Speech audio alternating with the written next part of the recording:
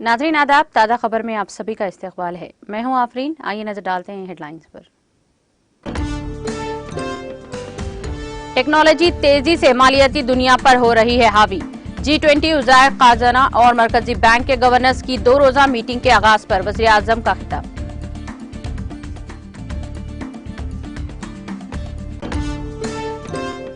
नागालैंड में 14वीं असेंबली इंतखाबात के लिए जारी मुहिम के दौरान पुरतशद्दुद वाक़यात, इजाफी पुलिस फोर्सेस तैनात, इम्तनाई अहकाम नाफिज।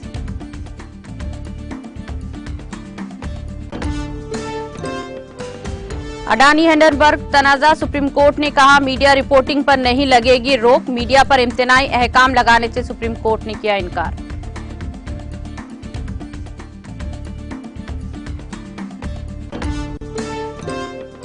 जिले वरंगल की काकतिया मेडिकल कॉलेज की तालिबा प्रीति की खुदकुशी की कोशिश का मामला, कमिश्नर पुलिस ने की वजाहत, कहा पुलिस की तरफ से नहीं हुई कोई लापरवाही।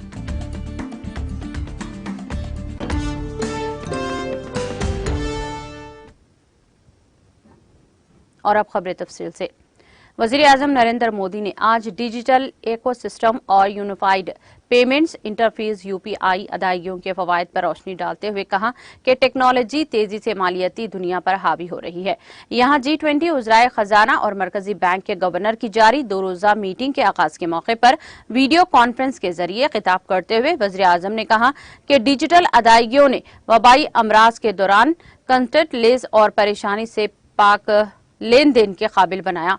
ताहम इसने डिजिटल फाइनेंस में कुछ हालिया इजादात और उतार चढ़ाव और गलत इस्तेमाल के खतरे का भी जिक्र करते हुए कहा कि मुझे उम्मीद है कि आपको मालूम होगा कि टेक्नोलॉजी को ताकत को इसके मुमकिना खतरात पर काबू पाने के लिए मियारात तैयार करते हुए अच्छे काम के लिए इस्तेमाल कैसे किया जा सकता है। मिस्टर मोदी ने कहा कि आप ऐसे वक्त में आलमी मालियात और मैशियत की क़यादत की नुमाइंदगी करते हैं जब दुनिया शायद शदीद इक़्तिसादी मुश्किलात का सामना कर रही है। कोविड ने आलमी मैशियत को सदी में एक बार लगने वाला झटका दिया था। बहुत से ममालिक खासतौर पर तरक्की पजीर मैशियतों को अभी भी इसके मनफी नताइज का सामना है। हम दुनिया के मुख्तलिफ हिस्सों में बढ़ते हुए जोग्राफियाई सियासी तनाव का भी मुशाहिदा कर रहे हैं। यूपीआई का हवाला देते हुए वज़ीर आज़म ने कहा कि हमारे डिजिटल अदायगियों के माहौलियाती निज़ाम ने बुनियादी तौर पर हुक्मरानी, माली शमूलियत और जिंदगी में सहूलत पैदा किया है। हिंदुस्तान सारिफीन और मैन्युफैक्चरर्स मुस्तकबिल के बारे में पुर उम्मीद और पूरा एतमाद है। हमें उम्मीद है कि आप इसी मुस्बित जज्बे को आलमी मैशियत में फैलाने में कामयाब होंगे।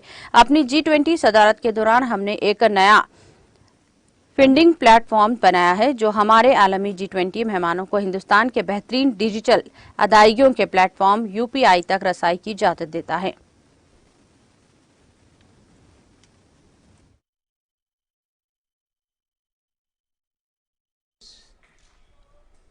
I warmly welcome the G20 finance ministers and central bank governors to India. Your meeting marks the first ministerial level dialogue under India's G20 presidency. Even as I convey my best wishes to you for a productive meeting, I am aware of the challenges you face. You represent the leadership of global finance and economy at a time when the world is facing serious economic difficulties. The COVID pandemic had delivered a once-in-a-century blow to the global economy. Many countries, especially developing economies, are still coping with its after effects. We are also witnessing rising geopolitical tensions in different parts of the world. There are disruptions in global supply chains. Many societies are suffering due to rising prices. and food and energy security have become major concerns across the world. Even the financial viability of many countries is threatened by unsustainable debt levels. Trust in international financial institutions has eroded. This is partly because they have been slow to reform themselves. It is now up to you, the custodians of the leading economies and monetary systems of the Congress की screening committee ने party working committee के अरकान के इंतखाब का हक party सदर को सौंपने का फैसला किया है। कमेटी की मीटिंग के बाद पार्टी के महकमा मवासिलात के सरबराह जयराम रमेश ने सहाफियों को ये मालूमात देते हुए कहा कि कमेटी ने मुत्तफिका तौर पर यह फैसला नौजवान, खवातीन, दलितों और अक़लियतों की नुमाइंदगी को महफूज बनाने और यकीनी बनाने के लिए किया है। उन्होंने कहा कि कमेटी ने पार्टी आइन की 16 दफादात और 32 कवायद पर तरमीम को मंजूरी दी है, जिस पर सब्जेक्ट कमेटी गौर करेगा। उन्होंने बताया कि कमेटी की तरफ से मंजूरशुदा दफादात में साबिक वज़ीर आज़म और पार्टी के साबिक सदूर को मुस्तक़बिल तौर पर वर्किंग कमेटी में शामिल किया जाना है। उन्होंने कहा कि कमेटी की मीटिंग में 45 मेंबरान मौजूद हैं। इस मीटिंग में गांधी खानदान की अफराद की अदम मौजूदगी पर किसी ने भी कोई तबसरा नहीं किया है। मिस्टर रमेश के सवाल के जवाब में कहा कि कमेटी ने इलेक्शन कराने और ना कराने के बारे में सोचा। कुछ मेंबरान इलेक्शन के हक में थे, जबकि कुछ इसके खिलाफ थे। खूबियों और खामियों पर गौर किया गया, जिसके बाद इत्तेफाक राय से इंतखाबात नहीं कराने का फैसला किया गया। उन्होंने बताया कि कांग्रेस सदर मल्लिकार्जुन खड़गे कल 25 फरवरी को सुबह 10:30 बजे कन्वेंशन से खिताब करेंगे। इसके बाद सबकदोश होने वाले सदर सोनिया गांधी को कन्वेंशन से खिताब करेंगे, जबकि साबिक सदर राहुल गांधी 26 फरवरी को कन्वेंशन से खिताब करेंगे।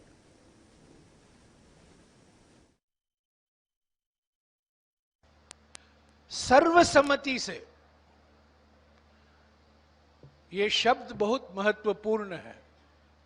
आम सहमति नहीं, सर्वसम्मति। सर्वसम्मति से स्टीयरिंग कमेटी ने यह तय किया है कि कांग्रेस अध्यक्ष को अधिकार दिया जाए सीडब्ल्यूसी के सदस्यों को नॉमिनेट करने के लिए। एक तो हमारे देश में जो राजनीतिक हालात जो आज हैं, जिसका एक मिसाल आपको कल देखने को मिला, जो राजनीतिक चुनौतियां हैं देश के सामने, और विपक्ष की मुख्य पार्टी होने के नाते कांग्रेस के सामने, इसको मद्देनजर रखते हुए यह सर्वसम्मति से निर्णय लिया गया। एक और बात मैं कहूं कि हमारे पार्टी के संविधान में बड़े महत्वपूर्ण संशोधन का प्रस्ताव है और इस पर भी विचार होगा प्लीनरी में, और हमें पूरा विश्वास है कि ये जो संविधान में, हमारे पार्टी के संविधान में जो संशोधन का प्रस्ताव है, करीब 16 प्रावधानों में संशोधन किया जा रहा है और करीब 32 नियमों में, आप जानते हैं संविधान में प्रावधान होते हैं और प्रावधान को क्रियान्वयन करने के लिए नियम बनाए जाते हैं। करीब 16 प्रावधानों में संशोधन और करीब 32 नियमों में संशोधन प्रस्ताव है। आज उस पर भी विचार हुआ है, सब्जेक्ट्स कमेटी में इस पर विचार होगा, प्लीनरी में विचार होगा और सबसे महत्वपूर्ण संशोधन जो है, कांग्रेस वर्किंग कमेटी में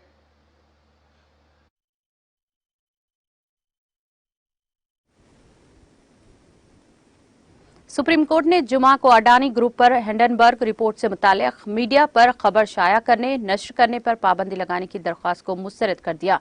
chief justice DY Chandrachud, justice PS Narasimha और जस्टिस जेपी पाड़ीवाला ने की बेंच ने एडवोकेट एमएल शर्मा की दरख्वास्त को मुस्तरद करते हुए कहा कि हम इस मामले में मीडिया को कोई हुक्म इम्तनाई जारी नहीं करने वाले हैं। हम जल्द ही अहकाम जारी करेंगे। दरख्वास्त गुजार एडवोकेट मिस्टर शर्मा ने खुसूसी तस्करे के दौरान बेंच के सामने अर्ज किया कि अमेरिका रिसर्च इंस्टीट्यूट हिंडनबर्ग को अडानी ग्रुप से मुताल्लिक खबर शाया करने से इस वक्त तक रोकना चाहिए जब तक अदालत इस मामले की तहकीकात के लिए कमेटी तश्कील देने का हुक्म नहीं देती। उन्होंने दावा किया कि मीडिया हिंदुस्तान स्टॉक मार्केट को मुतासिर करने और सरमायाकारों में खौफ फैलाने वाली खबरें शाया करने नश्र करता रहा है। मीडिया इस मामले में सनसनीखेज खबरें शाया करने नश्र कर रहा है। बेंच ने इसकी अर्जी पर कहा कि मुनासिब दलाइल दे। मिस्टर शर्मा 4 दरख्वास्त गुजारों में से एक ने इस मामले में एक पीआईएल दायर की थी, जिसमें हिंडनबर्ग रिपोर्ट के पीछे साजिश का इल्जाम लगाया गया था। अदालत उज़्मा ने 17 फरवरी को समाअत के बाद कहा था कि वो हिंडनबर्ग रिपोर्ट की तहकीकात के लिए कायम की जाने वाली कमेटी के अरकान के तौर पर मरकज के जरिए तजवीज करदा माहिरीन के नामों को मोहरबंद लिफाफे में कबूल नहीं करेगी। अदालत उज़्मा के इस मौकूफ के बाद अडानी ग्रुप की कंपनी के स्टॉक की कीमतें गिर गई हैं और मुबैना तौर पर बहुत से सरमायाकारों को भारी नुकसान उठाना पड़ा।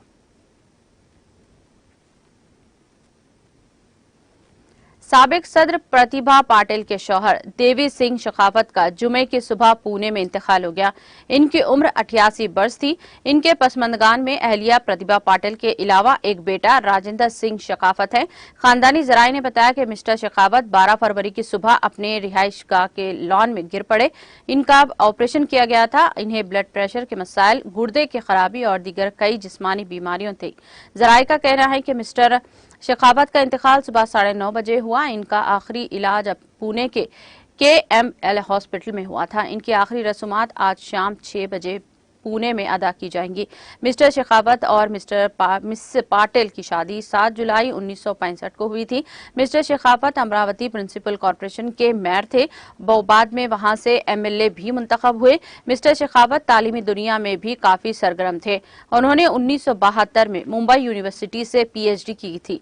वो विद्या भारती शिक्षक संस्था फाउंडेशन के जेर इंतजाम कॉलेज के प्रिंसिपल भी थे।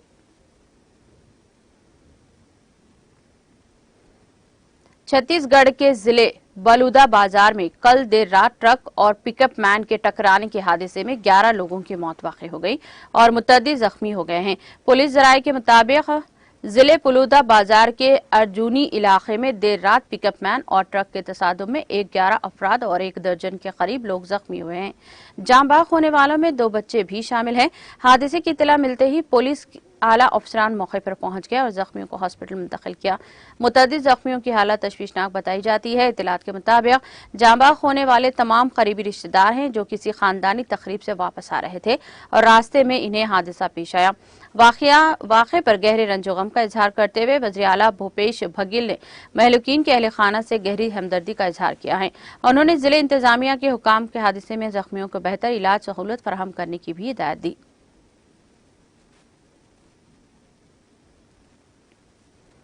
नागालैंड में 27 फरवरी को होने वाले 14वीं असेंबली इंतखाबात के लिए जारी मुहिम के दरमियान मुख्तलिफ असेंबली हलकों के इंतखाबात से मुताल्लिक तशद्दुद की खबरें आना शुरू हो गई हैं। मोकुक चिंग जिले में एक मौत की इत्तला भी मिली है। सरकारी जराये ने बताया कि मोकुक चिंग और वोखा अजलास से तशद्दुद की इत्तला मिली है। जिले इंतजामिया ने सूरत हाल को पुरसुकून करने के लिए इजाफी पुलिस फोर्स तैनात कर दी है और इम्तनाई अहकाम नाफिज कर दिए हैं। जराये ने बताया कि कल मुबैना तौर पर nationalist democratic progress party NDPP और नेशनल पीपुल्स पार्टी NPP के हामियों के दरमियान मोकुक चिंग जिले के तहत इंट्यूगिन पांक असेंबली हलके में फायरिंग और पथराव के वाकयात भी इत्तलात मिली हैं। मोकुक चिंग NDDP की तरफ से जारी करदा एक प्रेस रिलीज में इल्जाम लगाया गया है कि NDDP उम्मीदवार किंग ओजकॉम के पार्टी के कारकुनों और एनपीपी उम्मीदवार एसमिंग काबा ओजकॉम के हामियों ने घात लगाकर हमला किया था। ये हमला उस वक्त किया गया जब एनडीडीपी उम्मीदवार एसमिंग काबामू कोमोंग सेमेंटी गांव से मोकोकचिंग शहर का दौरा कर रहे थे। एनडीडीपी ने दावा किया है कि एनडीपी पार्टी के कारकुनों ने 4 गोलियां चलाईं। तसादुम में एनडीपी पार्टी के कई कारकुन जख्मी हुए हैं। दरियासना एनपीपी के उम्मीदवार एस मुंगाकाबा ओगोम ने दावा किया है कि ये वाकया दूसरी तरफ से हमला करने के बाद पेश आया। एसमीक काबा ओजकॉम ने मजीद दावा किया है कि इनके एक मुहाफिज ने हुजूम को मुंतशिर करने के लिए हवा में गोली चलाई क्योंकि इन्हें पथराव का खतरा था।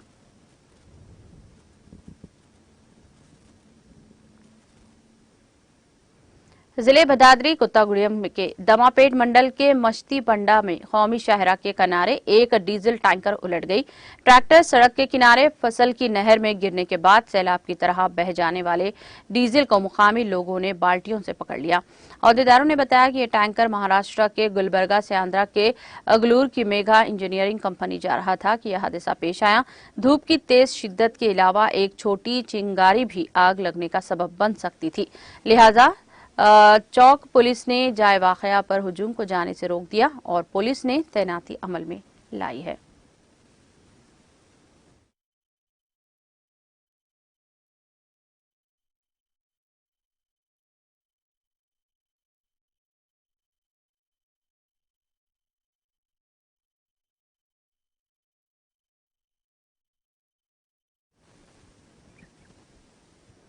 एरागड्डा मीटर फैक्ट्री रोड पर ग्लोबल प्लास्टिक के गोदाम में आग लग गई। सुबह 7 बजे के करीब आग लगने के बाद गोदाम के मालिक ने मुकामी पुलिस को इत्तला दी।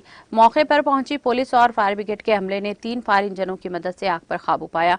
अपार्टमेंट गोदाम के साथ ही होने की वजह से अपार्टमेंट के मकीन खौफ में मुब्तला हो गए। डिस्ट्रिक्ट फायर ऑफिसर ने बताया कि आग पर काबू पा लिया गया है।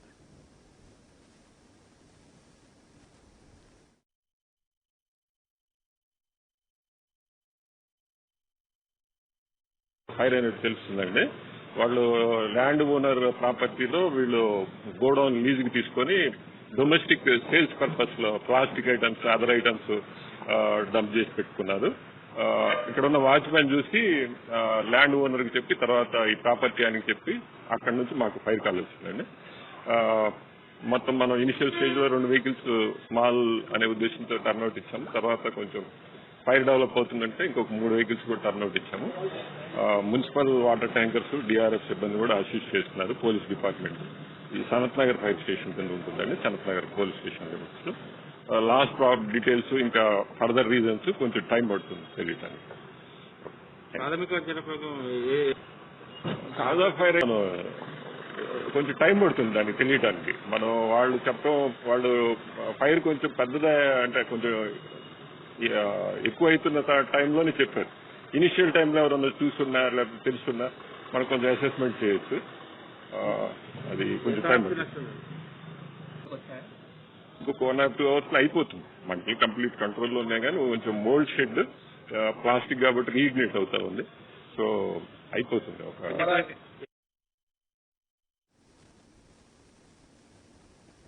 जिले वरंगल के काकतिया मेडिकल कॉलेज के शोबे एनेस्थीसिया में पीजी की तालीम हासिल करने वाली मेडिकल तालिबा प्रीति की खुदकुशी की कोशिश के वाक़े को लेकर जहां अवामी गम गुस्सा बढ़ता जा रहा है, वहीं पुलिस ने इस वाक़े की तफसीलात मीडिया के बयान के सामने बयान किए हैं। वरंगल पुलिस कमिश्नर रंगनाथ ने एक प्रेस कॉन्फ्रेंस तलब करते हुए बताया कि व्हाट्सएप चैट्स के जरिए मालूम हुआ है कि सैफ प्रीति को हिरासा कर रहा था, जिस पर प्रीति ने सैफ को एक मैसेज भी भेजकर पूछा कि वो इसे क्यों हिरासा कर रहा है। प्रीति ने जहनी परेशानियों की वजह से खुदकुशी की। प्रीति ने कोलिन नील साक्सी नामी एक इंजेक्शन को भी गूगल के जरिए पता लगाया। कमिश्नर पुलिस ने कहा कि इस वाक़े को कोई सियासी रंग नहीं दिया जाना चाहिए। उन्होंने इस बात की भी वजाहत की है कि पुलिस ने इस मामले में कोई रद्देअमल जाहिर नहीं किया। इसके रिश्तेदारों ने जबानी तौर पर पुलिस से मदद मांगी तो पुलिस ने फौरी रद्देअमल जाहिर की। कमिश्नर पुलिस ने कहा कि हम अभी भी पूछताछ कर रहे हैं, हमें पहले साल के तालिबा से बात करनी चाहिए। इस वाक़े में पुलिस की तरफ से कोई लापरवाही नहीं हुई है।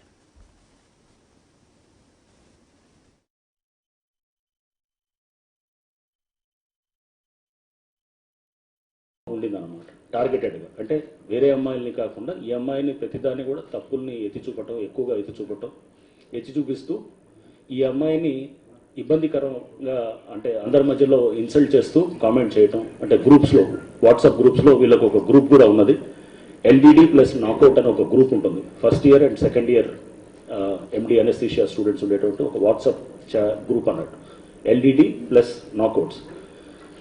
ఈ గ్రూప్లో దాదాపు ఫస్ట్ ఇయర్కి సంబంధించినటువంటి 15 ఎనస్థీషియా స్టూడెంట్స్, సెకండ్ ఇయర్కి సంబంధించినటువంటి 16 మంది ఎనస్థీషియా స్టూడెంట్స్ కూడా, అంటే టోటల్ 31 మంది దాకా ఈ గ్రూప్లో మెంబర్స్గా ఉంటారు.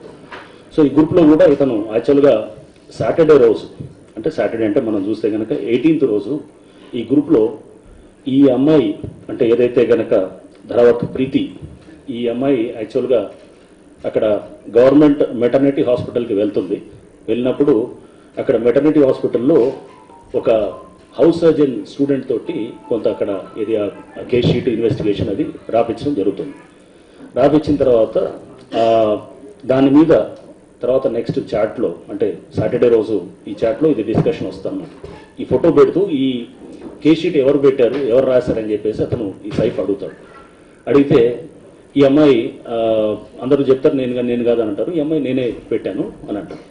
సో దీంట్లో అది హౌస్ సర్జన్సీ చేస్తున్న అమ్మాయి వచ్చేసి అమ్మాయి కేస్ షీట్ రాస్తుంది. రాస్తే ఇతను ఎందుకు రాయలేదు, ఇది ఇన్కంప్లీట్ హాఫ్ బేక్డ్గా ఉంది అనేటట్టు మాట్లాడతారు అన్నమాట, అందరిలో ఇది చేస్తాడు. ఈ అమ్మాయి వెంటనే తర్వాత అతనికి పర్సనల్గా మెసేజ్ పెడుతుంది అనమాట. పర్సనల్ మెసేజ్, ఇంత డేటా అంతా కూడా రిట్రీవ్ చేసాం, ఇదంతా నేను చెప్పేది విత్ ఎవిడెన్సెస్ తోటి, సో విత్ ఆధారాలతో, ఏది కూడా మనం మాట్లాడటం కదా, అంత చాట్స్ అన్ని కూడా తీసుకున్నాం. సో దీంట్లో అమ్మాయి తర్వాత అతనికి చాట్లో మెసేజ్ పెడుతూ, నువ్వు ఏమైనా ఉంటే గనక గ్రూప్లో ఎందుకు పెడుతున్నావు.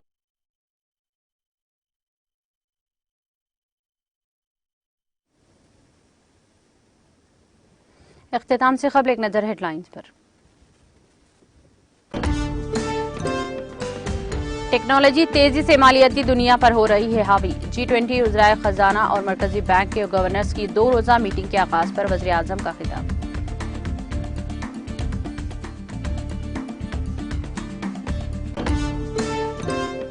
नागालैंड में 14वीं असेंबली इंतखाबात के लिए जारी मुहिम के दौरान पुरतशद्दुद वाक़ियात, इजाफी पुलिस फोर्सेस तैनात, इम्तनाई अहकाम नाफिज।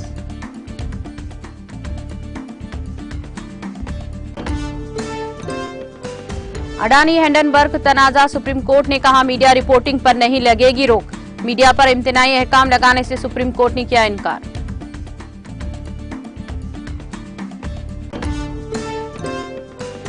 जिले वरंगल के काकतिया मेडिकल कॉलेज के तलबा प्रीति की खुदकुशी की कोशिश का मामला, कमिश्नर पुलिस ने की वजाहत, कहा पुलिस की तरफ से नहीं हुई कोई लापरवाही।